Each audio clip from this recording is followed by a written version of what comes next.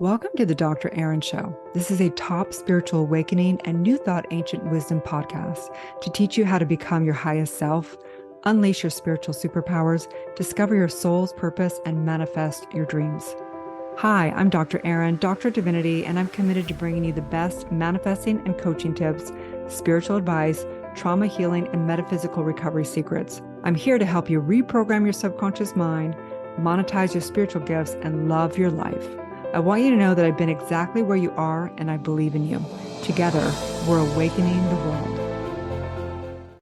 Hello and welcome, Superstar. I'm super excited to take you on the journey of sharing my heart with you today about my morning spiritual practice to awaken your power. And the goal of this podcast is really to share my journey of my daily spiritual practice with you and hopefully have you have a better picture of what is your truth and what you are committed to for yourself, for your own discipline, for you to live your own divine life. So I'd love to start with a quote from Ram Dass, one of my mentors from the other side. The quieter you become, the more you can hear. And there's nothing like turning on the miracle of listening through a spiritual practice. So let's begin. I want to begin by sharing some of my practice. As some of you guys know, I've been doing a spiritual practice for about 27 years. I had my full-term stillborn almost 30 years ago, my son, who is 29, and I began to meditate around the time he was 2 years old. So that's when I consider that I started my spiritual practice. And let me tell you, it has been an incredible journey. I would say it's been the most precious part of my entire life has been my spiritual practice. I have experienced complete miracles, manifesting, going into realms and dimensions and channeling and experiencing so many things. I don't even know, it would be books and books of content. But when I began my spiritual practice, I had no guides, I had no mentors, I had no classes.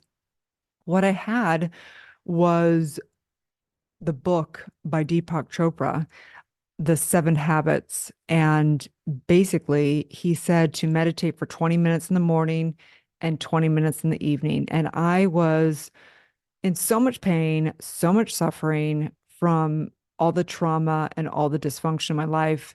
And I didn't know where to go or what to do. I had no money to heal thyself. I couldn't afford a therapist.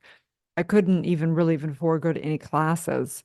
But what I knew was that I could do this thing called meditation because I'd heard about it. And I know that all the great, teachers had talked about meditating. So I thought, well, at least I can try and do this. So I began, and it was probably one of the hardest things I'd ever done. I had a complete monkey mind. My mind was going all directions. I could barely do it for 5 minutes. It was really challenging. But as I've told in other stories, that over time, I began to quiet my mind. I began to witness my thoughts. I began to go into meditation and kind of want to solve a problem in my life. And when I came out of meditation, I would start to have answers or my problems would disappear. And over time, I began to really build the muscle of having my inner guide and guides within me take me on this incredible journey. So over time, I began to quiet the mind. I began to have, more things manifest that I wanted in my life. I began to really identify more with my spiritual nature, really feeling like I was more, just in this world, but not of this world. I began to realize there was dimensions way beyond everything that I'd been programmed in this world. So I wanted to share with you today, not as much about my journey, because I have done other podcasts on that and I will do more podcasts on that, but I wanted to actually share with you my new morning ritual, my new spiritual practice. And I want to disclose that my practice has dramatically shifted over the years. There's been times when I've meditated for 6+ hours a day. There's been times when I have not meditated at all. It has been a huge journey and a flux and flow of my spiritual practice over the 27 years. And I'm here to say and witness from the depths of my heart to you that my life and my workability in my life and my success in my life is always equal to how powerful my spiritual practice is. And I'll expand on this. So, a couple years back, my spiritual practice was probably the worst it had been in the entire journey. In fact, I wasn't meditating and I was getting so into my business that my world began to fall apart. Our community began to have problems. I just wasn't able to sustain the level of the energetics that it would take to really have it all completely thrive. So I went through what I would consider the dark night of the soul kind of a thing, right? And as I have fluctuated in my spiritual practice, it has really shown through in all areas of my life. So right now, I am doing about 3 to 5 hours of practice a day, which may not be sustainable. I probably won't do that over the long term. But what I am here to say is that if I could say there was a magic sweet spot for people, I would say a minimum of 20 minutes in the morning and 20 minutes in the evening. If you're somebody who wants to be a spiritual teacher or a spiritual coach, I would highly recommend what is the true essence of what is tithing, which is 10% of your day, which means it would be 2.5 hours of your day, could be all at one point in time in the morning, or it could be over the course of a few sessions in the day. So again, if you're somebody that just wants to have a little bit more stability in your mental health, then I'd recommend 20 minutes in the morning and 20 minutes in the evening. If you're somebody who wants to be a spiritual teacher and you want to actually turn on what we would call your cities, your superpowers, and begin to actually be a teacher, be a spiritual coach, I would say that 10% of your day would be a standard for somebody like that. That's actually what tithing is. Tithing is one of the most misunderstood concepts in the religious and spiritual world.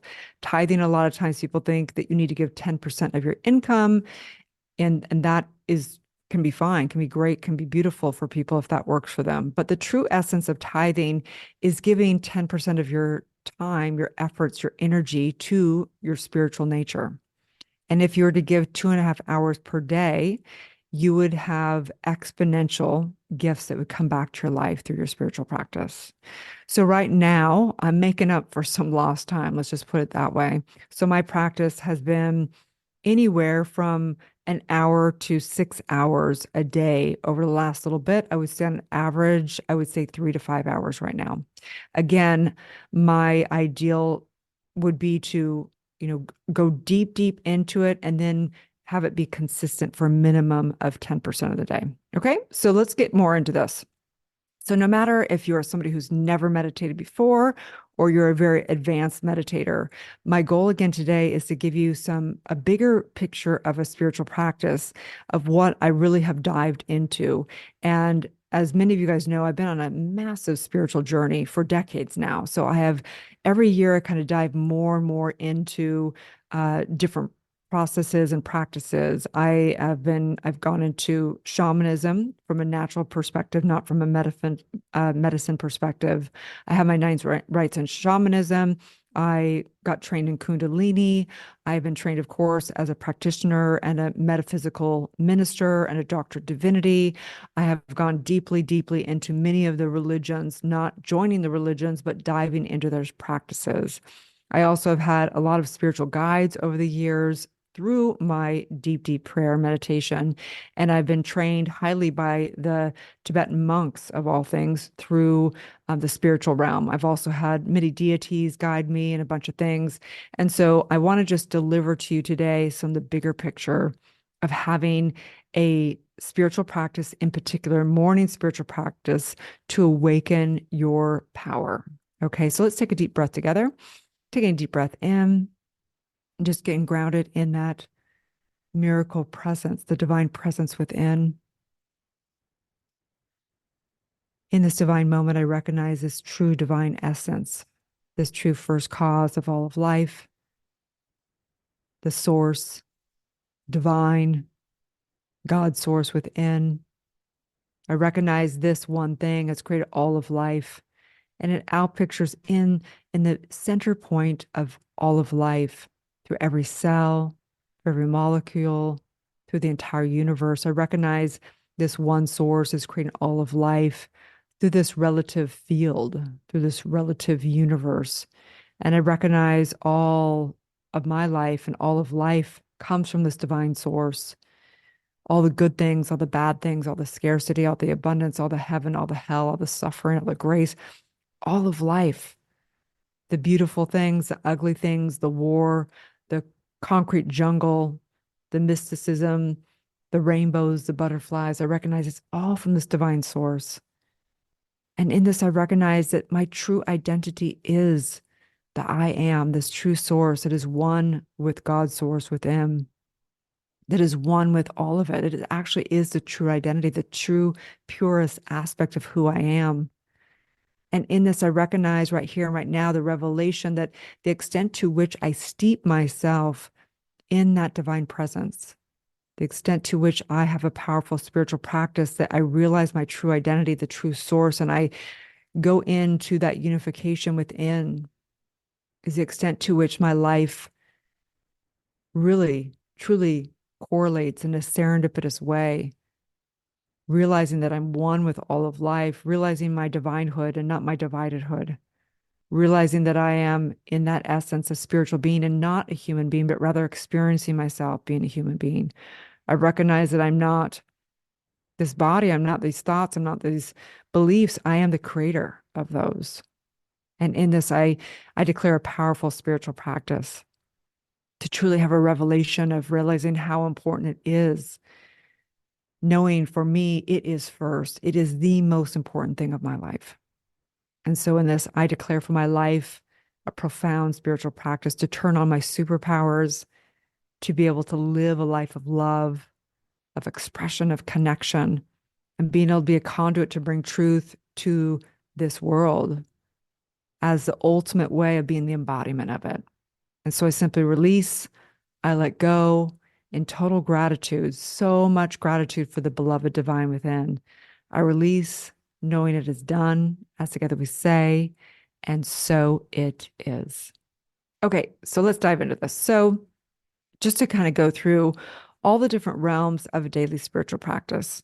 So in our school, in spiritual psychology school and society community, we teach, understand the power of mind. We teach the science of mind and new thought movement. We teach the metaphysics of all religions and philosophies. We also teach and unify in with the sciences and unified physics and really the psychology of the soul. This is spiritual psychology. So we teach everything from visioning, intuition, affirmations, understanding how to do heart rate variability, nervous system regulation, going into everything from silent meditation to all different types of meditation, Kundalini, breathwork, mudras, mantras, kriyas, pranayama, channeling, 0 point field, Taurus field, spiritually awakening, manifesting, all of these things. So I wanted to say, why? Why have a spiritual practice? What is a spiritual practice? And what is the best spiritual practice for you? Okay. So again, over the years, for me, I began with silent meditation, which I had no idea that this was so hard. Like barely anybody does silent meditations. Most people are on apps and they're doing guided meditations all the time, which is great. But at some point in time, we need to actually get in the currency of the high vibration. And for me, the issue with guided meditations is in general, it is somebody who, most likely you speak English and you're being guided by somebody that speaks English. And first of all, the English language is not in the correct currency. I mean, in the correct vibrancy. It is actually, this is a very advanced conversation, which we'll get into in another podcast, but it is not in correct frequency. And so we have a few goals when we're doing a daily spiritual practice. One is, of course, to regulate the nervous system, right? Another is to turn on our highest vibration, which means getting our arc line around our head actually to get it really in sync with the universe. We're doing our spiritual practice to clear our aura, to feel amazing, right? We're here energizing our chakras to really feel the highest energetics and to turn on our intuition and to be able to manifest what we want out of life and to really awaken the power within, right? We're here to know the truth. That's the point of having daily spiritual practice. So, what do I do? Well, right now I have a few goals in the morning. I wake up at 4 a.m. in the morning, sometimes earlier. Every once in a while, I'll naturally wake up at 3:33. Literally this morning, I woke up and I have a voice and voices within from higher self, and it said, "Look at the clock," and I looked at my phone and it said 3:33, right? So I took a screenshot of it just to like say I'm not going crazy, right? And typically right now I get up at 4 a.m. You don't have to do that. You can wake up at your typical time, say 7 o'clock, 8 o'clock, whatever that is, and do it then. The reason why I am waking up at 4 o'clock in the morning is because it's called sadhana. And if you're in, a real deep practitioner practice, you typically want to work with the universe. And the universe at that point in time, the energetics of the universe, the way that the consciousness is first of all, most people are asleep at that point in time. So if you go outside, it's very calm. The energy's calm. There's not as many cars, driving, hopefully, maybe not any if you're in some place. And the way the sun is hitting the earth at that point in time, there's a particular power that comes through. So it's said that the veil is very thin, 3 a.m. to about 5 a.m. There's a real opening of the veil. So when you're communicating with the universe, because you are the universe, right? Every single one of your mitochondria, everything in every cell is actually one with the universe. And so you're really getting your energetics to communicate and also putting your manifestations and your intentions and really opening up the field, right? So as hard as it is to wake up at 4 a.m. sometimes, the benefits and the ecstasy that comes out of my sadhana and turning on all faculties is way outweighs the difficultness of waking up at 4 a.m. At first, when you first do it, it might be hard for, say, the first, 30 days or 2 weeks or something like that. But once you start turning on the literally ecstasy and bliss, we call it the nectar, then you don't mind waking up. So a lot of people will wake up and they take ice cold showers and then they come into their sauna and that sounds like, oh my gosh, it sounds like living hell. But what happens is they end up feeling so good all the time that the amount of struggle it is to go through those walls to get out of bed and take that ice cold shower is worth it. Okay. So my invitation for you is to think about what is something that you're willing to do that's going to have you do it consistent. Okay. One of the reasons why my practice got really bad over the years is because I didn't do it in the morning. In fact, I actually preferred to always do it late at night or in the afternoon. I didn't really like doing it in the morning. It just was, I don't know, my intuition and things just turned on a lot more in the evening. But what happened over time, as I got busier in my business, I got more busy and those opportunities to do my spiritual practice were less and less. I could be busy all the time and it was really hard to turn it off and then go into my spiritual practice. So what I found is the only way to be consistent in my practice is to do it way before the working hours. So again, you're going to find this people who work out will say the exact same thing. Majority of people who are successful and they like to work out or do a spiritual practice, the majority of all of them will do it first thing in the morning because life happens. Okay. So my invitation is just think about what time in the day can you be consistent? And maybe that's just 20 minutes in the morning and 20 minutes in the evening, and you can commit to that. So I'd like you to take a journal and think about, what that is, and then watch it, do your practice and then go, okay, I was inconsistent at this point in time. When is the time in my life, in my day, that I can do it, that I can be super consistent? Okay. Because consistency is very important because you're building the muscle of habits and our entire system is we're habitual beings. The entire way the universe is works, that's why it says God rested on the seventh day, is because everything's automated. And once you do things over and over again, then it's set in motion. That's why your negative patterns also become habits as well. You can put good patterns in or you can put negative patterns in. The choice is yours. Okay. So when are you going to do it? That's up to you. My suggestion, if you're a spiritual leader and you want to be a profound, world-renowned spiritual leader, my suggestion would be to get up at 4 a.m. or 3:30 a.m. rather, would be even better. Okay. If you're somebody who is just trying to keep your mental health in order and have more peace in your life, then I would say do it at a time that works for you, a minimum of 20 minutes in the morning and 20 minutes in the evening. Okay. So next is, what is the regime? Okay. So in say Kundalini, you don't have to be religious to do Kundalini, but in Kundalini, there are kind of some core things that Kundalini people do. They do what's called a Kriya. So that means that they're having some type of a physical aspect to kind of deal with the body and wake the body up, if you will. Kriyas include mudras, which are kind of different things that you do with your fingers, and mantras and pranayama and things like that. You don't need to know what all that is, but basically what I do for my spiritual practice is I've got to deal with the body in order to get into that sacred space. So what I found over the years is doing silent meditation is imperative, but sometimes it's hard to get into silent meditation, right? So how I get there is I've got to deal with the body. And there's a few ways to deal with the body and get it into that space. So one way of doing it is what we call heart rate variability. And heart rate variability is a very simple technique. You can literally download, there's a free app called Breathing, or you can message me across social media and I'll send you it, called Breathing. And all it is a sound that goes in and out. And what it's doing is it's consistently having you take deep breaths up and down consistently, exactly consistently. And you can do it for 5, 11 minutes, 22 minutes, whatever you want.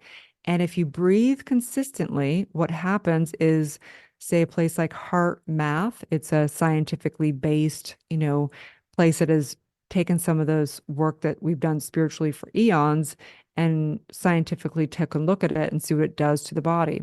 Well, if you regulate the breath consistently, you will regulate the nervous system and you will connect the heart with the mind, if you will, the brain. And when those two get in sync, then your neurological system gets in sync. And when your neurological system gets in sync, you don't have as much monkey mind, or your thoughts don't go all over the place as much, right? You are an energetic being.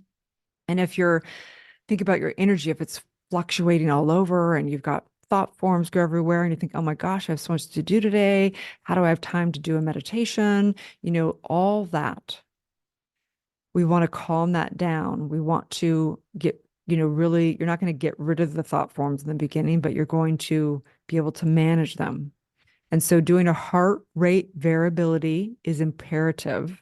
Or the other way that I can hack it even faster than doing a heart rate variability is what I call pranayama. Not I call, but it is called pranayama. Okay. It's called breath work. And what you can do is you can do a 3 to an 11-minute intense breath work session. So I use what's called breath of fire.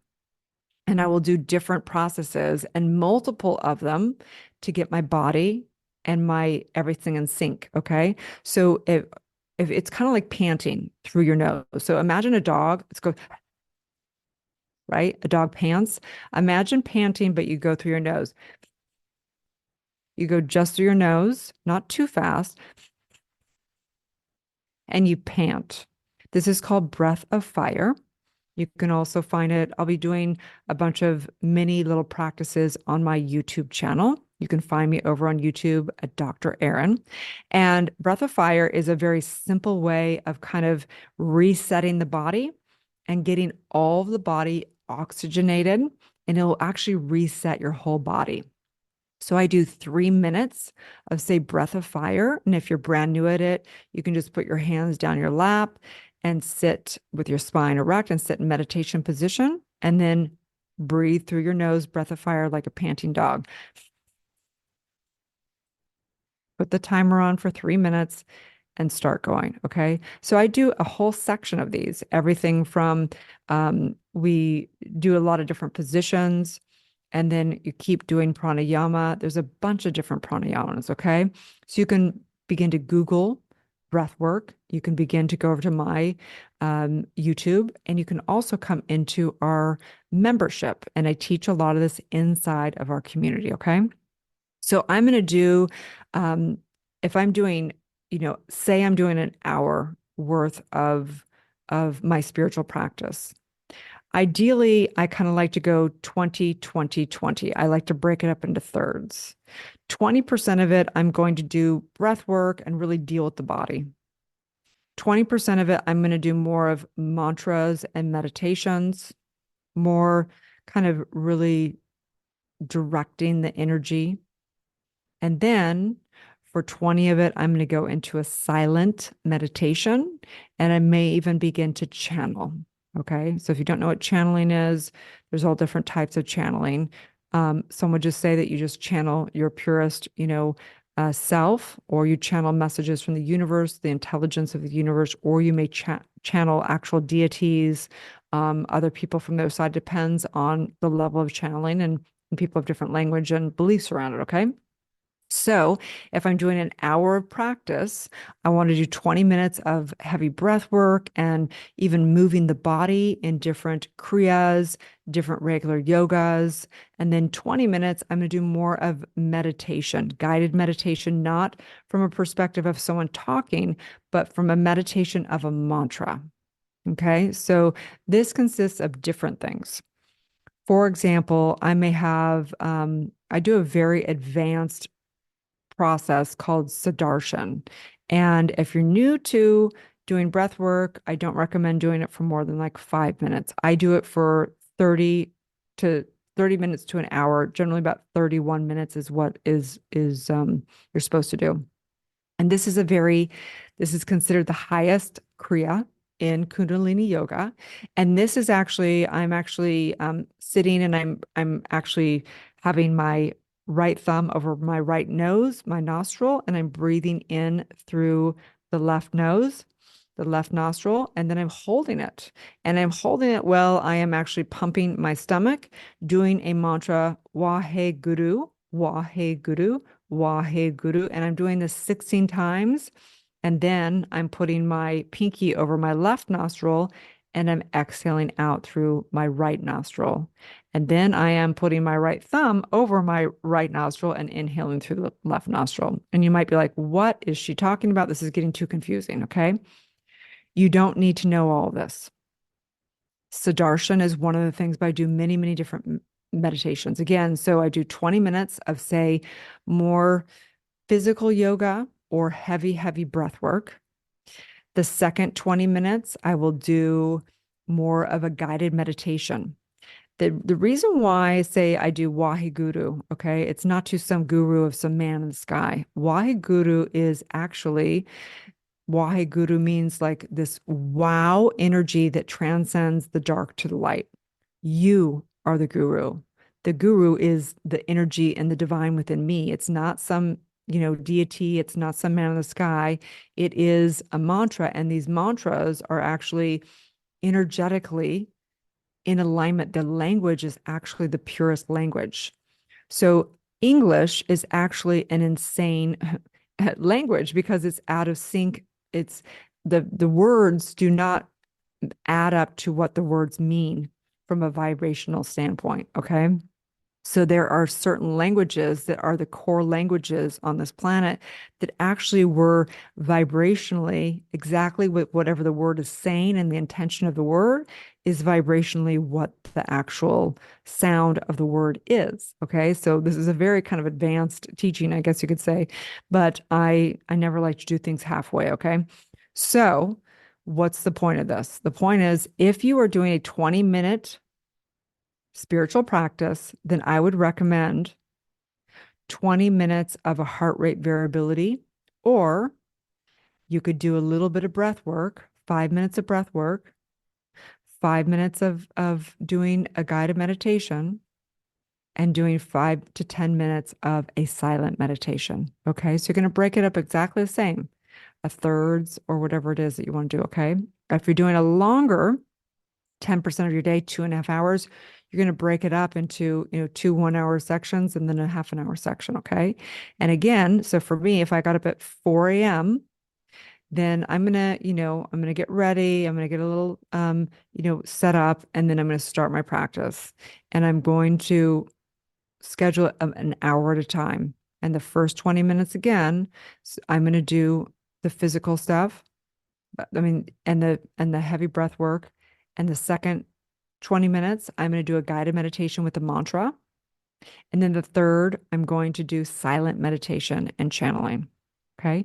There's so many things you can do for the breath work. And let me just say that the breath work, I get so naturally high. It's amazing. I don't drink. I don't do drugs. I don't, do anything. And I always say to people, it's like, I get more high in a good way off of breath work and my spiritual practice than any cocktail or anything. And, I've never had an addiction to drugs or alcohol.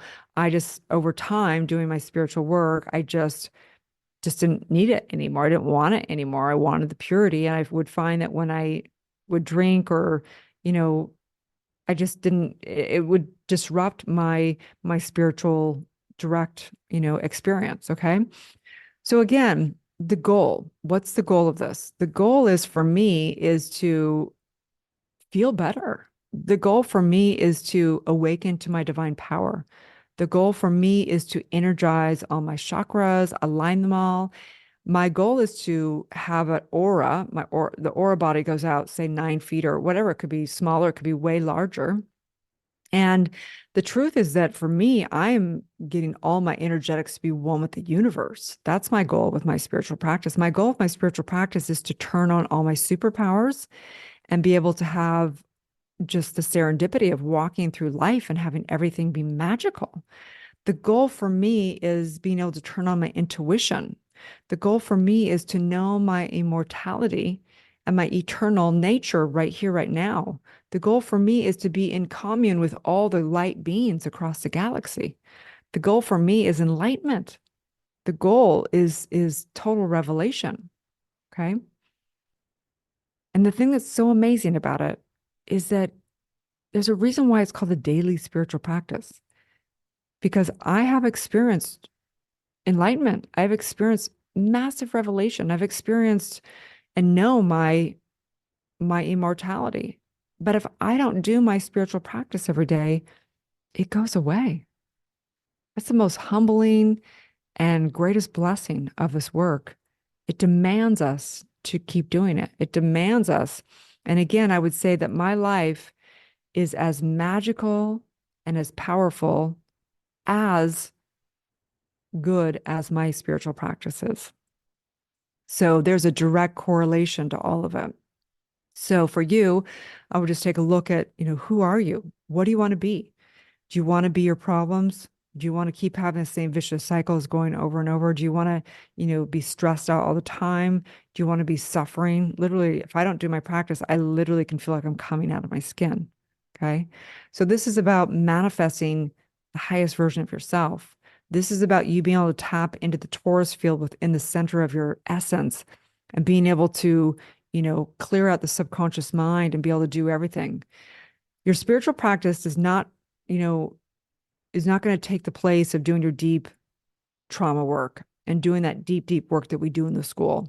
Okay. I always say that if there's a big vat of a big tub of water and it's all muddy and dirty and stuff, in order to clean that water out, we have to first kind of get all the big chunks of the gunk out of it. And that's the trauma work. That's the deep, deep work that we do in the school. But once you've cleaned out all the big, parts of the dirt and stuff, in order to really filter the water and get it really, really clear, you got to do this precision work in your spiritual practice. Okay. So again, doing your breath work, doing your mantras. Mantras are important because they are in a vibrational sync and they're going to direct the energy to purify the soul, to purify the aura, to purify the arc line. There's also points on your body. Like I'm doing this, a couple meditations right now that I'm teaching in the school as well, that where you hold your hands in certain mudras, you hold your thumbs over your pinkies and you put your three fingers out on your, knees, and you're meditating to Satanama, which are the sounds of the universe. And you're turning on these different points in your head, in your brain, in your skull of your brain. And you're literally turning on these channels that are communicating with the cosmos. This is like, it's just so good and so yummy and so good. So whether you are doing kriyas, or whether you're doing traditional yoga, or whether you're doing guided meditations, or whether you're doing, any of these things, the truth is you got to find your own jam. But you need to have discipline. And oftentimes people won't do their spiritual practice because they don't have discipline enough. So that's why I highly recommend for you to come into our community and learn some of these techniques and be able to implement them into your life, and have a support group and be able to really take your life to the next level. I have teachers, I have guides, I have people that I go to, I have spiritual centers I work with as well. And so it's imperative for us to know how important our daily spiritual practice is. Okay. And then, of course, at the end of my spiritual practice and in my silent meditation is where I naturally go into visioning. The visions come in. It's different than what, having a vision board is. We do it the opposite. We don't come from the ego mind to create the visions of our life. We wait for the vision to come in from our higher self. And this is done through the beautiful display of connecting with your pure self, with your divine self. And so let's just begin or end with a benediction, taking a deep breath in. Do another spiritual mind treatment. I recognize there is a divine calling. I know the extent to which I suffer is my soul, my spirit calling me to say, come home. And I know for the people who are really spiritual and the people that really have big callings suffer even more than others, because we are not fulfilled out here in the traditional way of life. There's something in us that knows that there is a life beyond our wildest dreams waiting for us within the depths of our own soul. And so I say yes to you awakening your power within. I say yes to you having a powerful spiritual practice. I say yes to clearing your aura and turning on your intuition, your superpowers, to literally awaken the chakras and align with the entire universe so that you're constantly in the bliss state, so that you turn on even that ability to purr like a cat inside of you, your ability to have this machine of this incredible, beautiful, energetic vibration machine of frequency called you inside of this temple, this divine, incredible temple, the most beautiful, advanced temple in the entire universe, this sacred body temple that does miracles, that can do miracles if we give it the right nurturing, the right energy. And I know that within all matter of the entire universe, if you were to take a look and just go into 1 square inch of the empty space, there is more energy in 1 square inch of empty space than all the matter in the entire universe. And that's what we tap into through our spiritual practice. That's what we tap into. That's what we tap into. And so I'm just saying yes, yes, yes to a powerful spiritual practice. And in this, I say, let it be, as together we say, and so it is. And so it is. Okay, so if you're somebody who's ready to take your spiritual practice to the next level and get trained in all this work, I highly recommend for you to come into the school. All the links are below. If you are here, please subscribe to the podcast, or if you're seeing this on YouTube, please share this out. Please give us a review. 5-star review would be amazing. There's also some free gifts for you below: the Manifesting Challenge and the 40 Meditations through Awakening book and all that good stuff. I'm sending you so much love. May you live your truth. Thank you for tuning in to the Dr. Erin Show. If you're ready to transform your life, discover your soul's purpose, and manifest your dreams, go to drerin.tv. Join me in my life-changing events, membership, or certification. If you're ready to become a certified coach and get trained in metaphysics of mind, manifestation, and the creative process, subconscious reprogramming, trauma recovery healing, spiritual psychology, universal law, and much more, go to draaron.tv. If you're receiving value from the show, I would love it if you would share it with a friend and give it a 5-star review. Have a beautiful day, and may you live your truth.